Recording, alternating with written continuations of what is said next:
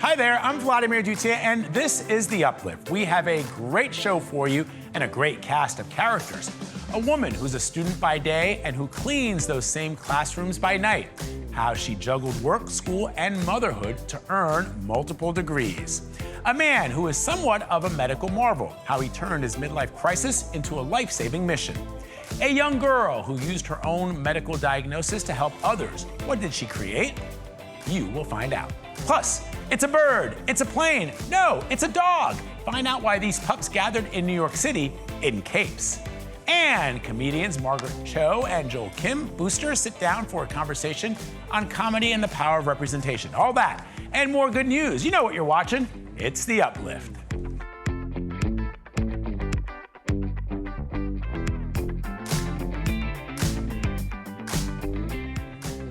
Welcome to The Uplift, the show that lifts you up for at least the next 30 minutes. We begin with a woman who for 11 years cleaned classrooms overnight at A&M Central Texas University. And by day, she sat in those same classrooms as a student. Here's David Begnaud with her story. For more than a decade, Jessica Caldwell cleaned classrooms overnight at A&M Central Texas University. She scrubbed toilets, vacuumed floors, and walked more than 26,000 miles behind a custodian's cart. But the 38-year-old mother of four had her heart set on graduating from college and teaching one day. So when her shift ended at 5 a.m., Jessica juggled caring for her children and college courses. I was in charge of cleaning the classrooms in 2 of the buildings out of the 3 that we have at A&M Central Texas. A couple of them actually have computers in them, so I was actually able to work on my homework during my lunch break and whatnot. And during the day, she sat in the very same classrooms that she cleaned at night. But her work schedule made it nearly impossible for her to complete a traditional teaching degree. So with some help from the university and her professors, she found a workaround. And the secret to her grit might be somewhat surprising. I'm trying to give myself grace as far as finishing stuff. Because at the end of the day, I'm not quitting. Jessica received her bachelor's and then her master's, all while working full-time as a custodian. Just be persistent as far as continuing on something that you want to achieve. Just keep at it and don't stop. A lot of people that have a job that they think that they don't matter in, they actually do really matter. I know a lot of people, when they hear, oh, you're a janitor, you're a custodian, they kind of like look down on that. I just want people to realize, like, it doesn't matter what kind of job that people might look down on, you do matter. It doesn't run without us, really. Well, now she is one step away from earning her teaching credentials later this year. She's going to go from cleaning those classrooms to leading them. Coming up, it's a bird, it's a plane, no, it's actually a dog. Actually, it's a lot of dogs gathering in New York City for a very fun reason. Find out why these cape and cuddly pups got together after the break.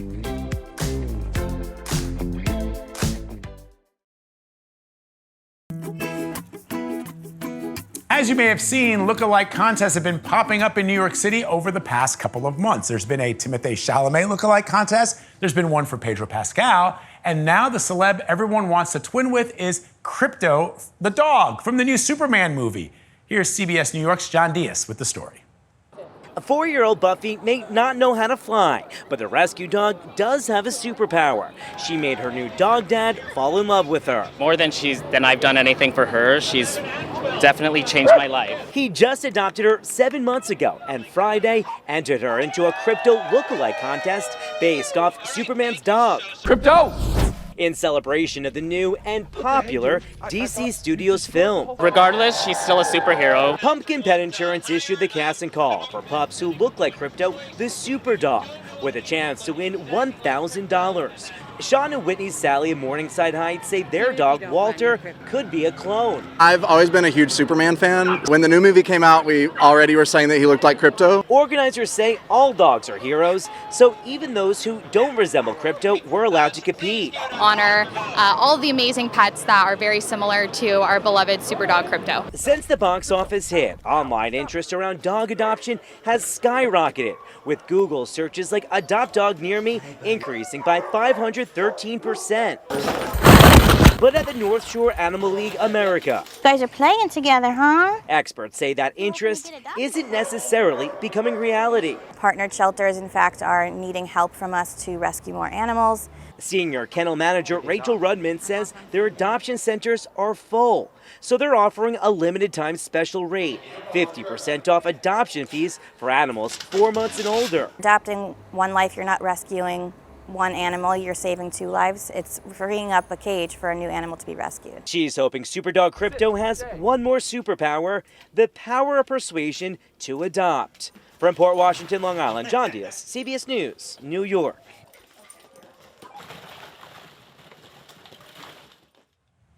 We now introduce you to a college student who was looking for housing and ended up finding a place where not only does he get a roof over his head, but he also gets to help a woman with early stage dementia. It's a win-win situation, and it all started with something called the Joey Project. Here's Itay Hod. When most students have called it a day, Nanik Tagore is just getting started. A shooting guard for the Dominican University basketball team, he's got range, control, and a shot that rarely misses.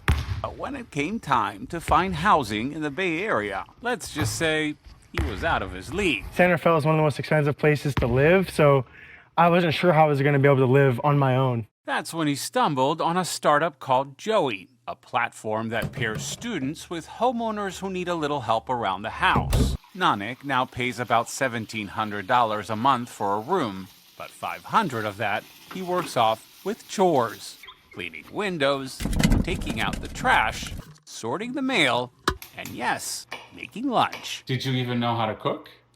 The basics. The people he lives with can use the help.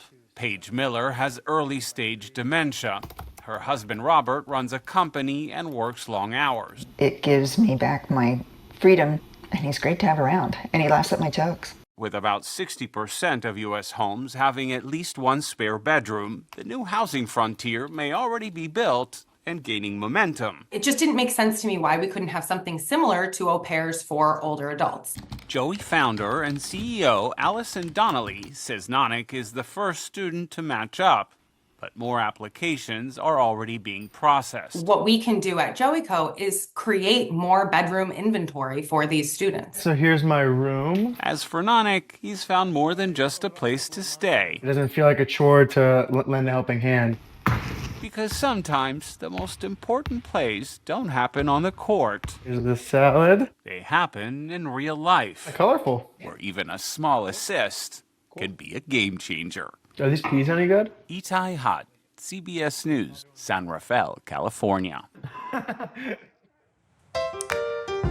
Coming up, we have a few belly laughs with comedians Margaret Cho and Joel Kim Booster. Plus, the story behind the James Avery Workshop, how this company's charm bracelets are more important than ever to young girls in Texas.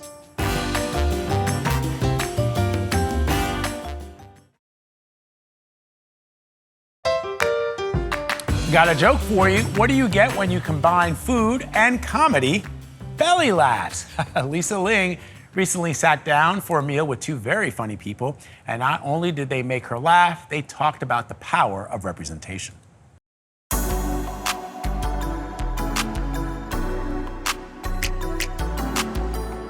Hello, my name is Kevin. Hi, Kevin. I'm the co-owner of Jilly. This looks incredible. To start your meal. And you're going to be part of Belly Laughs, right? Yeah. What are we having today? So right over here we have our honey butter chips. We have our tteokbokki, which is a deep fried rice cake, a little bit of sweet chili sauce, Parmesan cheese, and then this is our shrimp toast. This Amazing. I've interviewed a lot of people from heads of state to drug dealers, but I've always struggled with comedians because I am so not funny. So I want to ask you first, like, when did you know you were funny? I was really bullied because I'm queer, I'm weird, traumatized child. I had very vivid dreams about performing as a comedian as a child that are really so much like it is to do what I do now. So I kind of always knew that I would do this. Just seeing Joan Rivers. We were told men care that you keep the house clean, which is junk, am I right? Housework is stupid. You make the bed, you do the dishes, 6 months later, you gotta start all over again. It's stupid! I thought, wow, she seems like she has friends. And I wanted that so badly. I was also really bullied growing up because I was gay. For a lot of gay people, I think we take the other route, which is be the funny person and sort of turn it around. I like being gay. I think it's great. I think I'm crushing it. I recommend it to everybody I meet.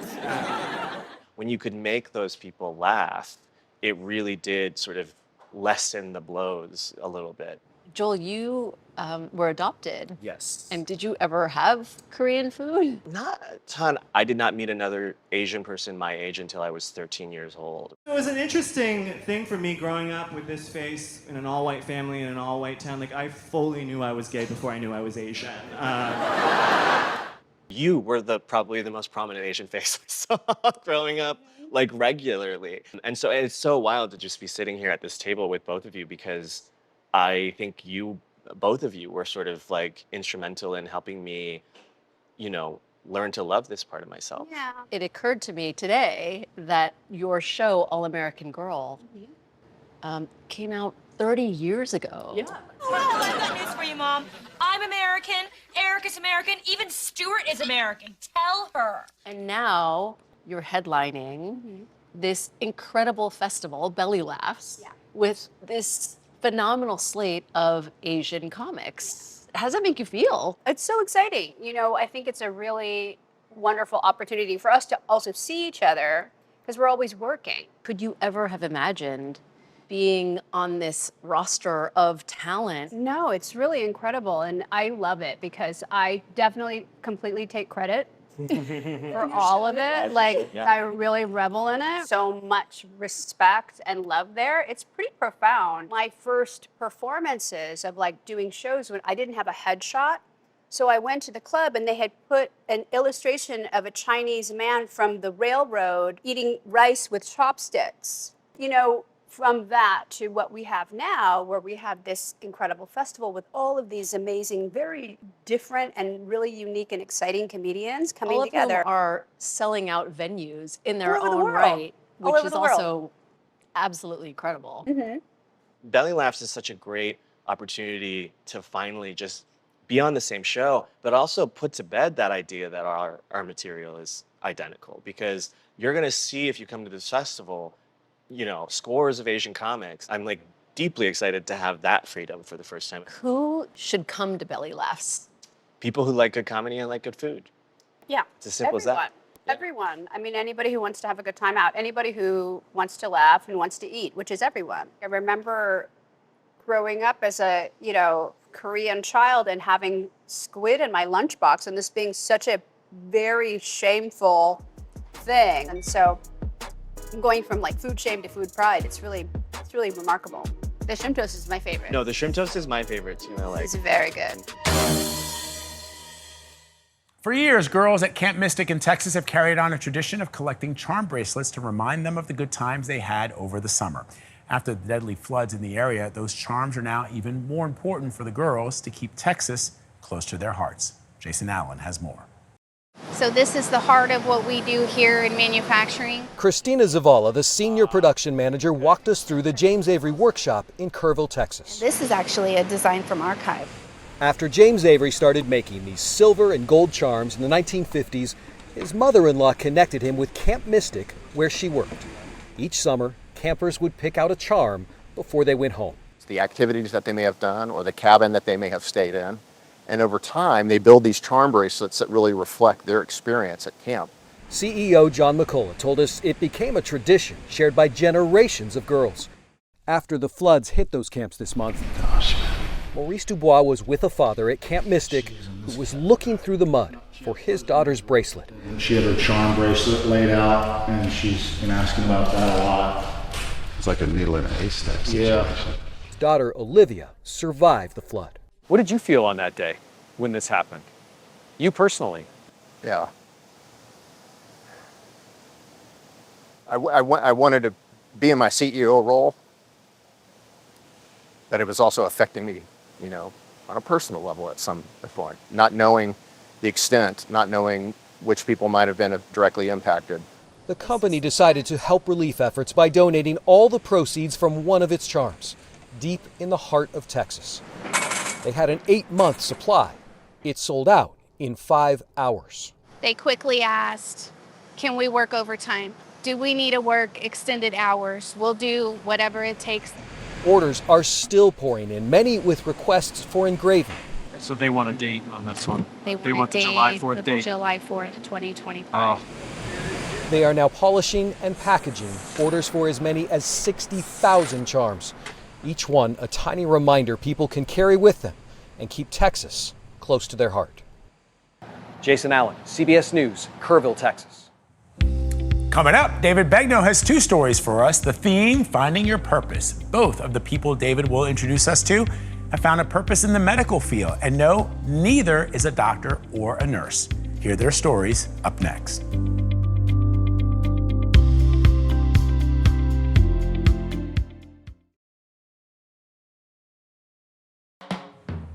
David Begnaud now has not one, but two stories for us. One is about a man who became something of a medical marvel. The other is about a young woman who used her medical diagnosis to help her find her passion. Here's David. Good morning. Our first story takes us to upstate New York, where one man's midlife crisis turned into something pretty extraordinary. Brian Flynn is one of few people you'll probably ever hear of who's given 2 organ donations. A medical marvel, you might say, and a deeply human one. I had this sense that I wanted to do more. When Brian Flynn was about to turn 50 and wondering what that more was, he came across a plea for help on social media. One of the teachers at our kid's school had posted about her brother, Greg, and that he was in search of a potential donor. 24-year-old Greg Dentise was in desperate need of a kidney transplant after a kidney infection at age 11 turned into kidney disease. Now, the two had never met, but Brian immediately got tested and learned that he was a match. Brian and Greg met for the first time the morning of the surgery. It was inspiring for me to walk in and see Greg, and you could tell that he was, struggling. The surgery was a success, and the two kept in touch. In my life, there's been nothing more meaningful and rewarding than to go through that, because you're able to give of yourself to somebody else. So when I was texting with him, I said, hey, thank you so much. It was a great experience and so rewarding. And he said, if you liked it so much, I hear you can give away your liver. And I said, what? You only have one liver. How do you give away your liver? And I said, I got to find out more about this. What he learned was that he was a good candidate to donate a portion of his liver to someone in need. Enter Richie Ramirez, a 4-year-old boy in need of a liver transplant. And I did have that moment of, what am I doing? I've already done this. This is crazy. And that moment passed because you get this sense of, I'm on a mission, I'm doing something that's really important. The surgery, much riskier than a kidney transplant, worked. 4 years later, the bond that Brian has with his 2 organ recipients is strong. Richie is now 8 years old, a thriving 3rd grader. And Greg, he's married with a young daughter. It means the world, I have a family of myself now and own a home, so I wouldn't be able to do a lot of those things without such a special gift. Brian saved my life. I was pretty impressed that he did that for a stranger. Now, for the record, Flynn has no plans to make any more organ donations, but he is working as an advocate to inspire others. And here's his message. When you donate an organ, you get more than you give. What this has done is it gave me something that I could do that was, from my perspective, even extraordinary, and to give my life meaning. And that's really hard to find that. Thank you, Brian. And now to a story about how struggle can spark purpose in your life. A Utah teenager took a life-changing diagnosis and created something in order to help people face what she was going through. Rachel B. had a very active childhood, playing outside and working with animals. But that all changed when she was diagnosed with Crohn's disease at just 13 years old. I just wanted to get out and live and be a kid, but physically my body just wouldn't let me because I was in too much pain. The chronic autoimmune disorder is managed by infusion treatments. So at 13, B was spending 6 to 8 hours in a chair at an infusion center every week. It was just really uncomfortable. I was always super cold, and I thought, I should make a solution for this. That's how Infusion Hero got its start. So I started out just kind of sketching out some designs, some ideas. I spent a lot of time doing research just because I was so excited and so passionate about it. That passion turned into a real-life product, a sweatshirt with a zippered sleeve, making it easier for patients to stay warm and have IV access. Bea worked with her school's business club and a clothing designer to create the sweatshirt. It had started as just an idea, just something I had quickly drawn out on paper, and then fast forward a couple of months and I'm wearing this hoodie, and I can just see how if I were able to get this product out, even though it's in the very early stages, it could be something that could help people so much. She's actually working with a manufacturer and has had more than a dozen pre-orders for sweatshirts already. She's starting college this fall and is going to continue to work on what she says is her dream that has actually changed her life after the diagnosis. It really gave me a purpose. It gave me passion. It gave me something that I could look forward to, that I could think about. I really just want to create something that can help people as they go through these experiences, because it's really scary, honestly, to be in that hospital. So just having a little something there to keep you warm can really make a difference. Oh, Rachel, what you've created is more than a hoodie. It's heart. And our heart is with you as you head off to college, wishing you all our best. If you've got a story like Rachel's, we'd love to hear about it. Email us, would you? Dear David at cbsnews.com. That is our show. I hope this news brightened your day and lifted you up. I'll see you next time.